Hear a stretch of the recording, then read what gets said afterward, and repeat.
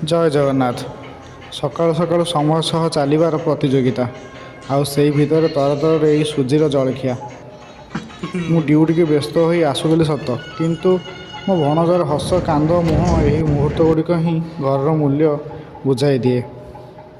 ବାଟର ଏଇ ସୁନ୍ଦର ଫୁଲ ଗଛ ଗୁଡ଼ିକ ଯେମିତି କହୁଛନ୍ତି, ଜୀବନର ଯେତେ ବ୍ୟସ୍ତ ହେଲେ ବି ମଧ୍ୟ ଟିକେ ହସିବା ଜରୁରୀ। ଆଉ ସନ୍ଧ୍ୟା ହେଇଯାଇଥିଲା। ସନ୍ଧ୍ୟାରେ ମନ୍ଦିରର ସେଇ ଶାନ୍ତ ପରିବେଶ ଆଉ କାଳିଆ ସାଆନ୍ତଙ୍କ ସେଇ ମନଲୋଭା ଚାହାଣୀ, ସବୁ ଦୁଃଖ ଯେମିତି କ୍ଷଣିକରେ ଦୂର ହୋଇଗଲା। ତାପରେ ଡ୍ୟୁଟି ସାରି ଆସିବା ପରେ ନିଜ କାମ ନିଜେ କରିବା କେତେ କଷ୍ଟ ଲାଗେ ସତ, କିନ୍ତୁ ଏଇଟା ତ ହେଉଛି ଆତ୍ମନିର୍ଭରଶୀଳ ହେବାର ପ୍ରକୃତ ମଜା।